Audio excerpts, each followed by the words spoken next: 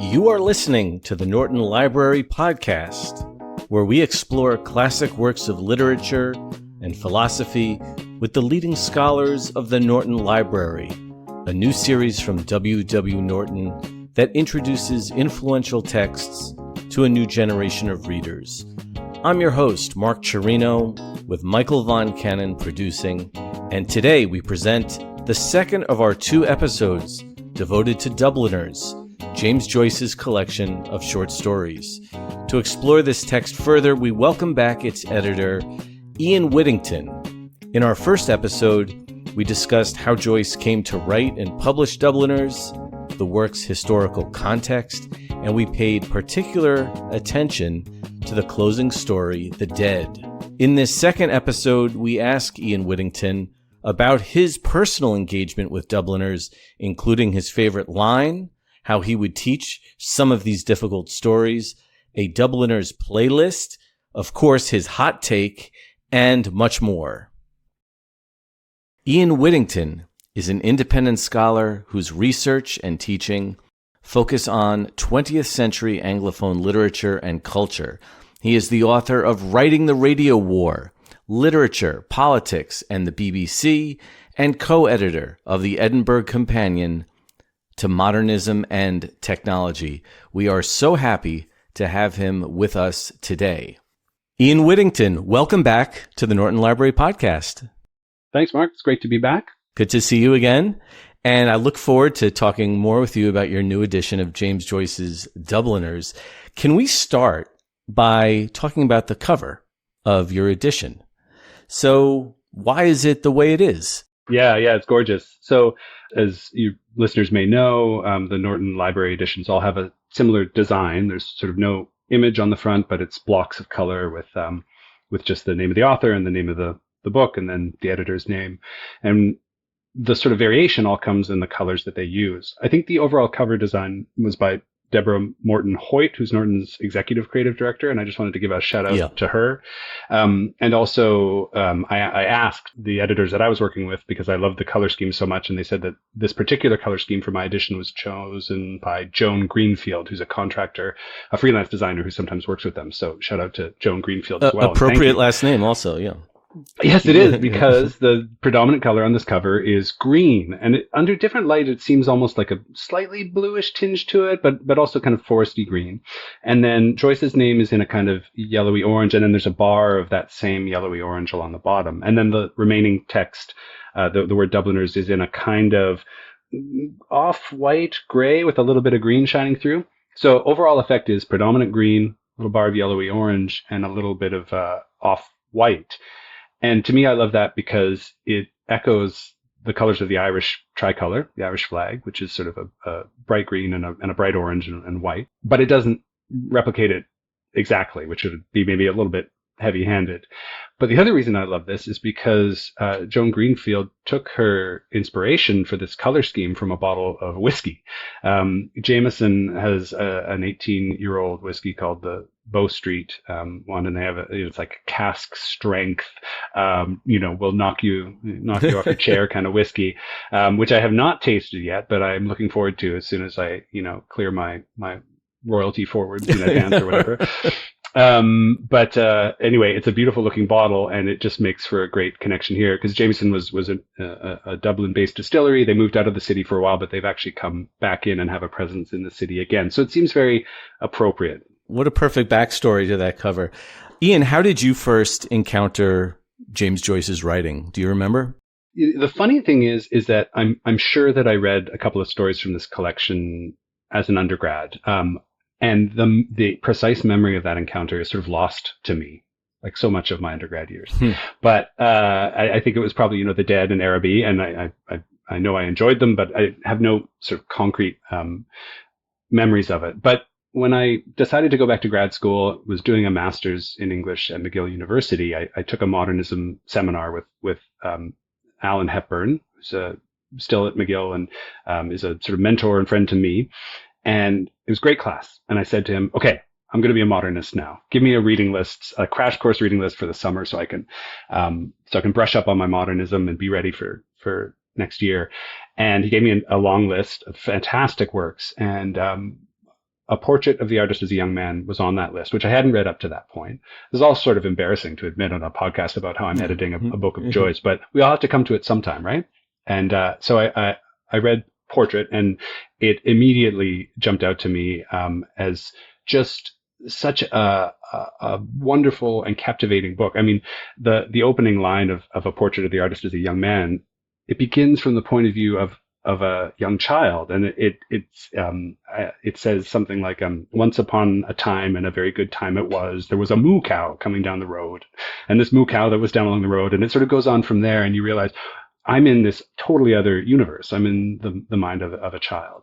And so from that point on, it totally sucked me in, and there are just so many captivating, dramatic, compelling scenes in that book. And so I was hooked from that point on. So I then came back and read all of Dubliners, and went forward and read Ulysses and so on. So that was the point for me. Is Dubliners the same way as some parts of Portrait of the Artist or Ulysses or, heaven forbid, Finnegan's Wake? Is Dubliners similarly challenging? No, I would say to anybody who's considering approaching this book for the first time, this is not in any way the same kind of difficulty that Ulysses or Finnegan's Wake is. Dubliners is written in a much more straightforward style. It is sort of drawing on that realist tradition of the novel, where you can sort of understand the world that's presented to you through the text.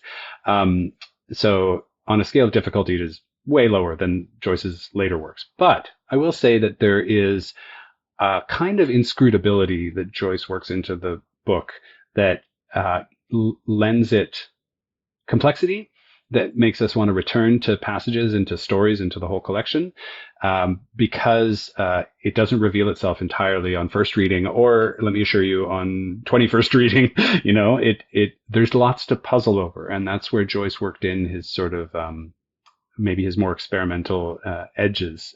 It's a collection of stories that continues to reveal itself over time. So I think that's where the difficulty and the joy is in this collection. You mentioned in our first episode about sometimes the point of a story or the climax of a story isn't always evident. It's not always on the text. It might be sort of hinted at. Is that part of the complexity for readers who are first approaching Dubliners?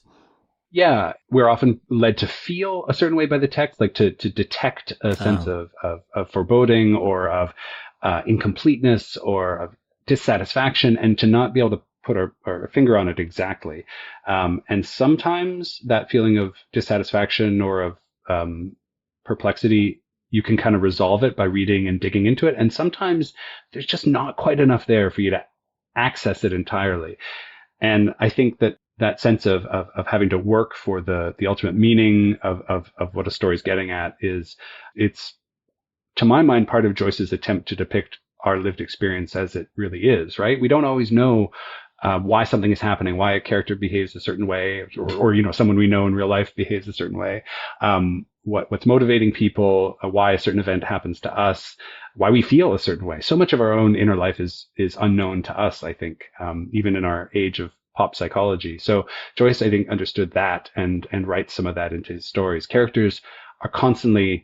Some characters are discovering themselves. Some characters are refusing to actually see what's going on in their own minds and to recognize patterns of behavior and stuff. So that's some of the stuff that remains unsaid and unresolved in some of his stories. And this kind of opaque style by Joyce can either be really inviting to readers, but can also be kind of frustrating if something is not immediately apparent. Do you find that readers can react those two different ways? Yeah, I would say so. I would say we all know that in our world, there are some people who are more comfortable with sitting with uncertainty, sitting with complexity, and others who just want it to be clear. They want to know what's going on. And maybe there were always those two kinds of people. And maybe there aren't even just those two kinds of people. Maybe that's an oversimplification. But it'll sort of depend on whether you're willing to just sit with that lack of resolution for a bit and to work at it and to see what you can tease out. And because the teasing out is part of the pleasure, right? You learn things as you do that. You discover new nuances to text, new like interesting ways he's phrased things, or shades of character, or of relationships between characters. I mean, it's a chance to pause and sit with the text. And I mean, this is just to zoom out a little bit. These are great stories, I think, for counteracting the sort of tendency to ingest small, very easily assimilable bits of information rather than sitting and practicing attention and patience. Because these stories are not long. They're not going to take you all day, but they do reward introspection and inspection. Do you have a favorite line in Dubliners? I do. Again, to go back to something we talked about in our previous story, the dead. I always want to pull out that surprise story, like, oh, chili 2 gallons. That is my very favorite story, which is a great story. Actually, I could have chosen that one, and I could have chosen a line from that one. But to me, the dead is still the one that has a special place in my heart. And I would even go back to the very final line. Is it too much to read that last paragraph in the dead? No, it's beautiful. Go for it. Yeah, because it's a few lines, but it sort of builds to such a nice passage. So yes, we're with Gabriel Conroy as his wife has fallen asleep, and he's realized that she has this whole past that he was not a part of, and he's looking outside the window of their hotel room as he kind of sort of tries to come to terms with all that this means. A few light taps upon the pane made him turn to the window. It had begun to snow again. He watched sleepily the flakes, silver and dark, falling obliquely against the lamplight. The time had come for him to set out on his journey westward. Yes, the newspapers were right. Snow was general all over Ireland. It was falling on every part of the dark central plain, on the treeless hills, falling softly upon the bog of Allen and, farther westward, softly falling into the dark, mutinous Shannon waves. It was falling, too, upon every part of the lonely churchyard on the hill where Michael Fury lay buried. It lay thickly drifted on the crooked crosses and headstones, on the spears of the little gate, on the barren thorns. His soul swooned slowly as he heard the snow falling faintly through the universe and faintly falling, like the descent of their last end, upon all the living and the dead. What an ending. Chills, I say, chills down my spine. There's so much to love about that. I mean, so I won't talk about the whole paragraph, but just that last sentence that begins, his soul swooned slowly, right? Yeah. There's a musicality to that passage in a story that is all about music. Like there's so many references to singers and people actually singing. Of course, The Lass of Aughrim is an Irish folk song that plays a prominent role in this story. And so I think Joyce kind of indulges in a little musicality at the end to sort of make his prose sing, as it were. He does, it's alliteration. His soul swoons slowly. It's assonance. There's a lot of repetition of vowel sounds that gives it a kind of I don't know. It reverberates through, I think, our brains and our minds and maybe our ears as well.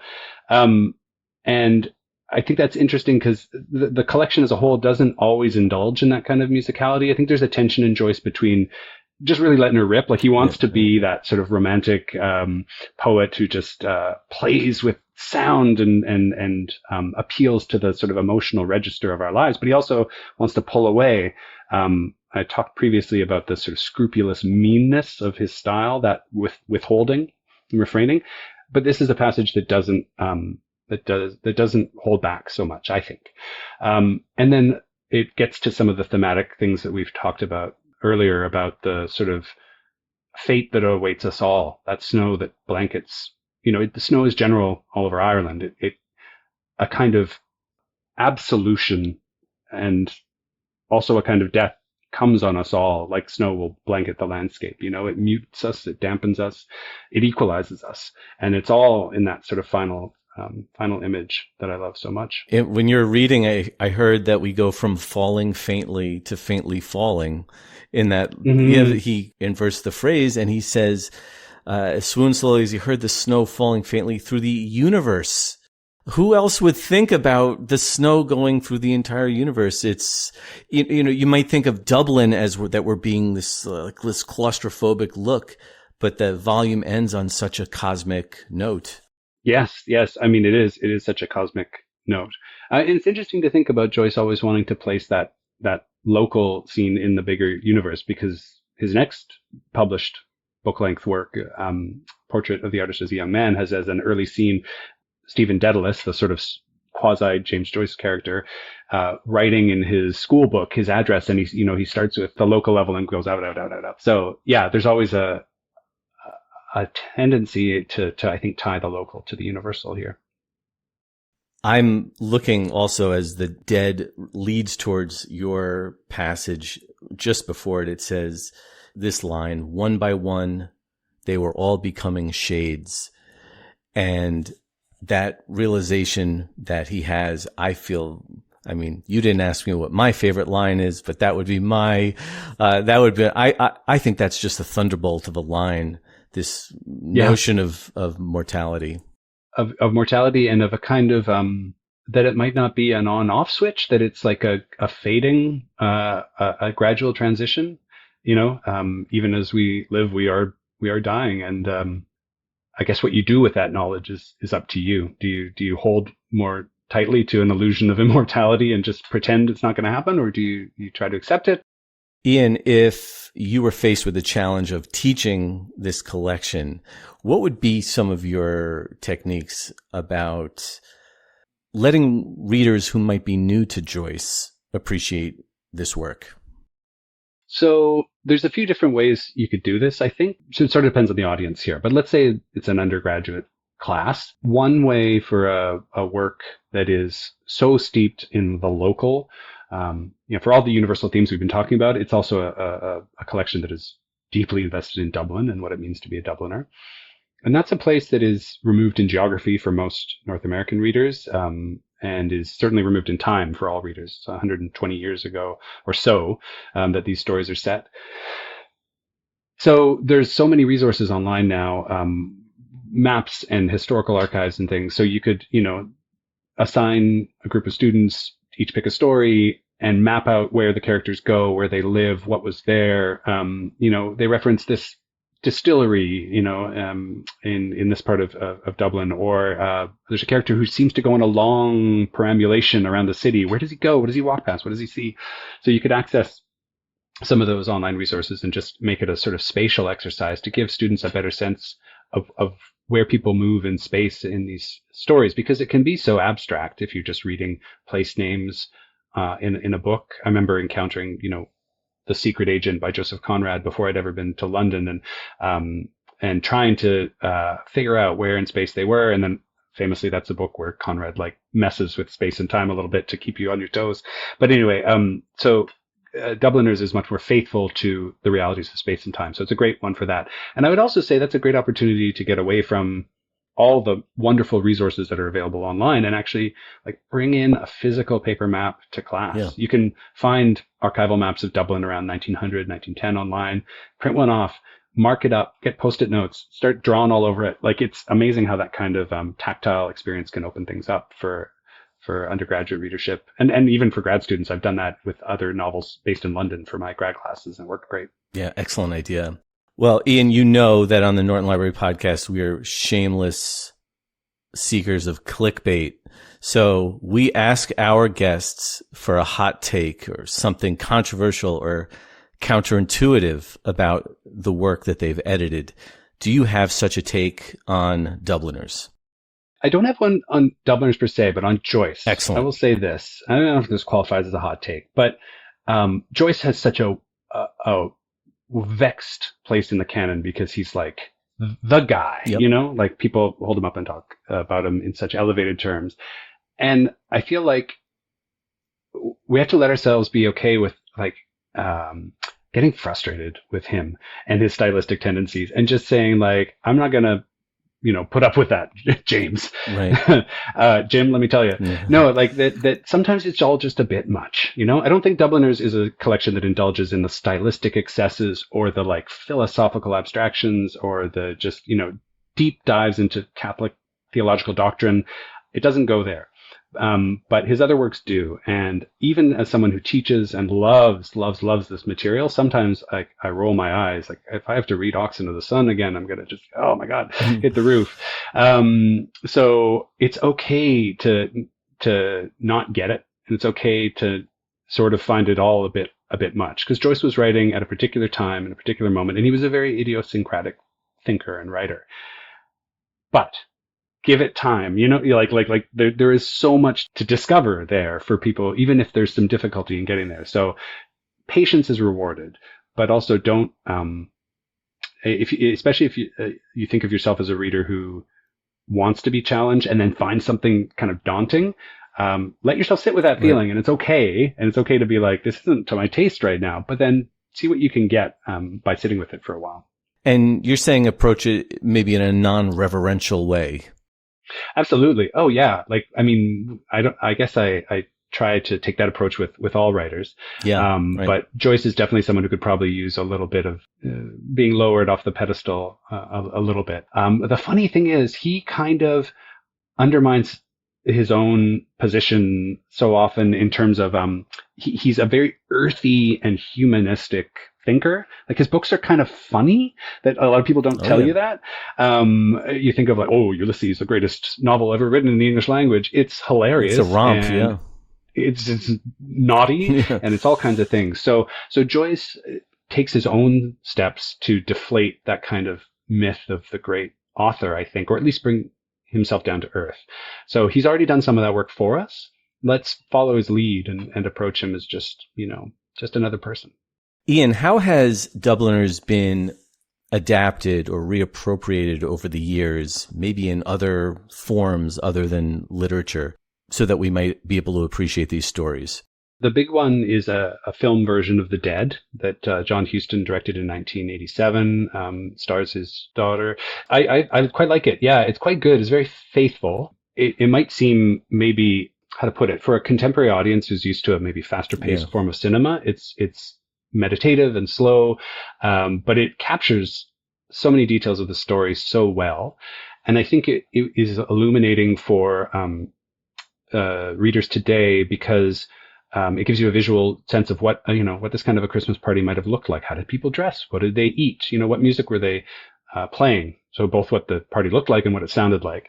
And so that's very helpful. And so that's the big one. I know that there was RTE is the Irish national broadcaster, and they aired a reading of The Dead by the actor Stephen Ray some years ago. And I have not listened to that myself, but he's an amazing actor. So if that's something you can track down, I would say check it out.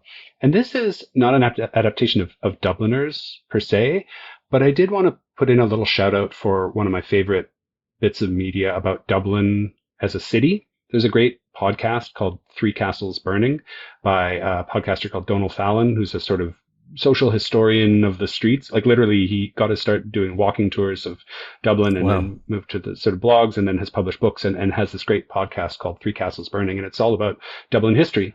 And it's sort of across maybe the last, 1,000 years or more, but it really focuses on the last sort of 120, 150 years.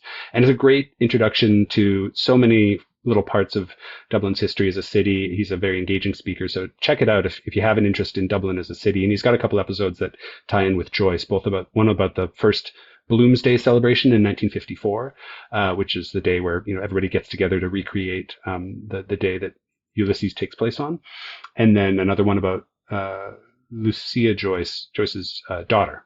I'm interested in the audiobook that you mentioned, because when they did the reading of Ulysses, you find that Joyce's writing lends itself to the kind of musicality, and you mentioned that a little bit in the first episode, how his prose is so rhythmic and lyrical that it lends itself to that performance.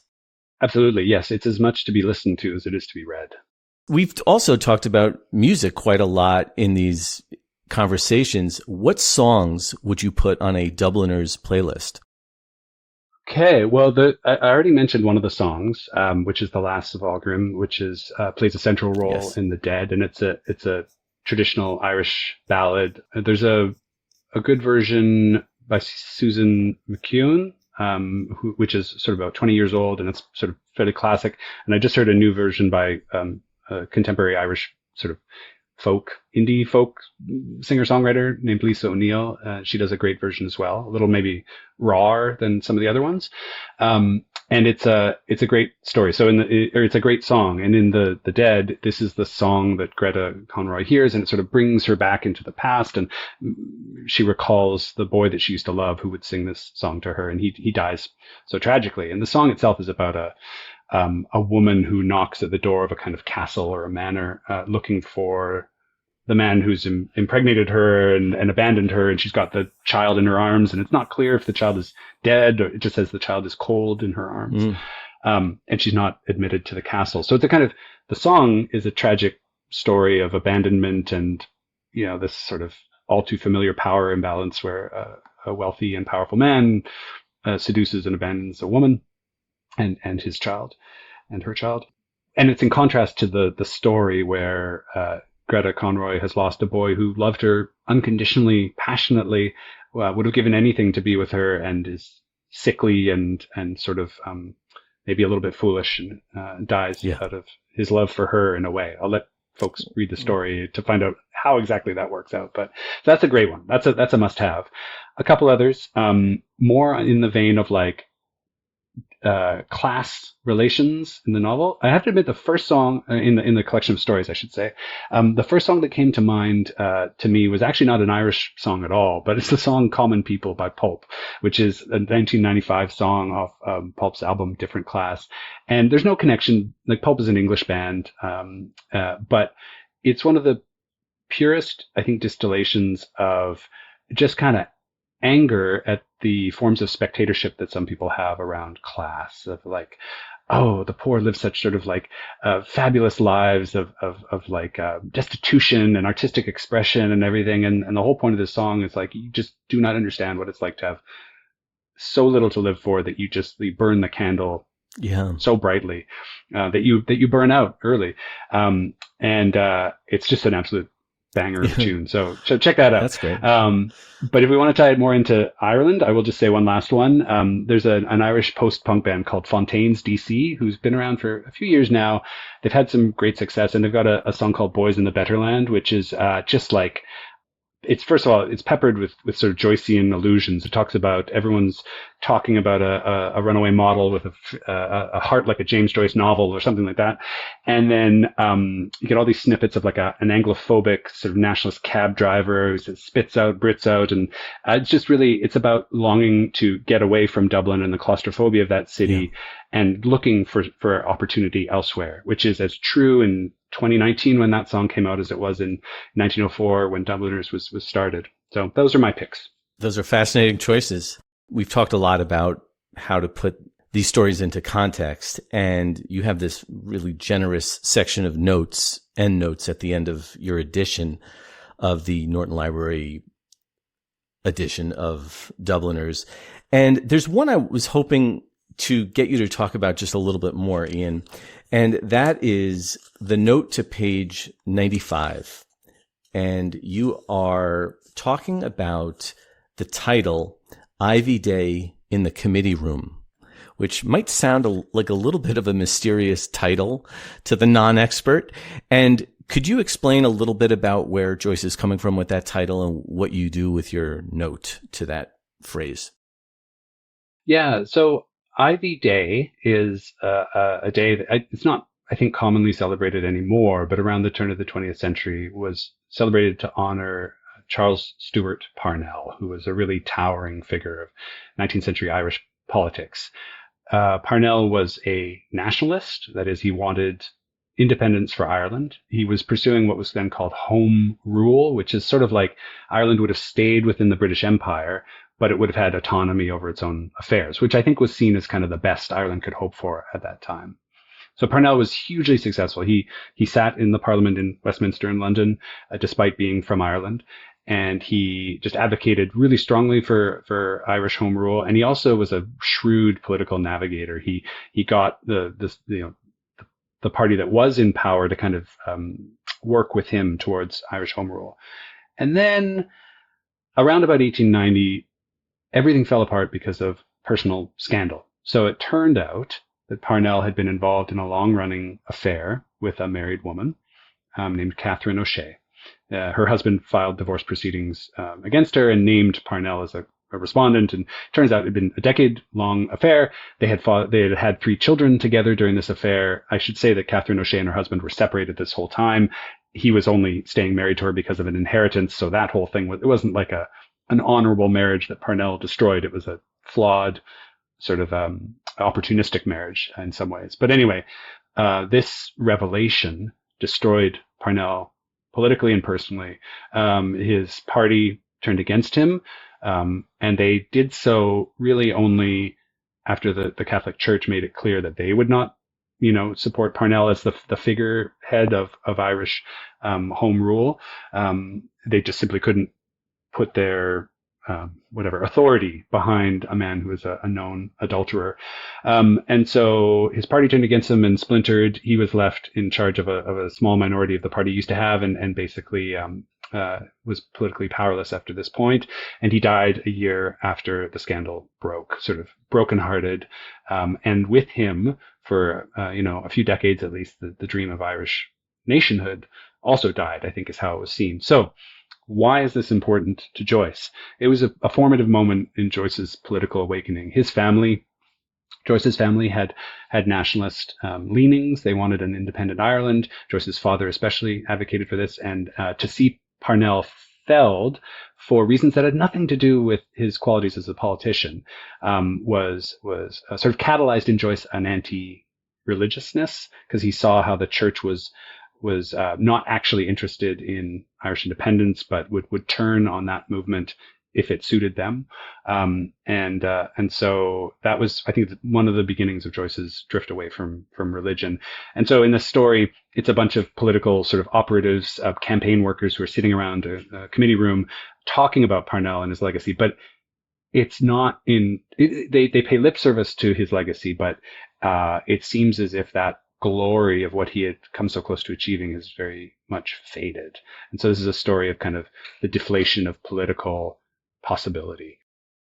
Finally, Ian, I'm wondering if you have any thoughts as you were editing this volume about how this volume applies to our current society. What is the contemporary relevance to these stories that were written, as you say, 125 years ago? I'd say there's a couple of things. The first of all is that Joyce understood how strongly our lives are shaped and molded by forces outside of us, whether that's religion or nationhood, empire, gender. He understood that these are not entirely determining forces, but they have a strong influence on us and can be extremely hard to escape for anyone who wants to break free of convention or of what we might think of today as social constructs. So that, I think, is endlessly relevant. The other thing that this collection captures is what we think of now as, I think, intergenerational trauma, how the abuses that are heaped upon one generation are then sort of passed on. The father who is belittled at work drinks too much and goes home and beats his son mercilessly. The mother who can't have what she wants, so forces her daughter into sort of professionally precarious situations, things like that. So Joyce was attuned to that, I think probably because his own father's financial incompetence doomed his family. So I think that's why Joyce pays such attention to it in this collection. Those are the things I think that would stand out for contemporary readers. Ian Whittington, this has been such a pleasure. Thank you for coming on the Norton Library podcast to discuss James Joyce's Dubliners. Thanks so much, Mark. It's been a real pleasure for me too. The Norton Library edition of Dubliners by James Joyce, edited by Ian Whittington, is available now in paperback and ebook. Check out the links in the description to this episode for ordering options and more information about the Norton Library, including the full catalog of titles.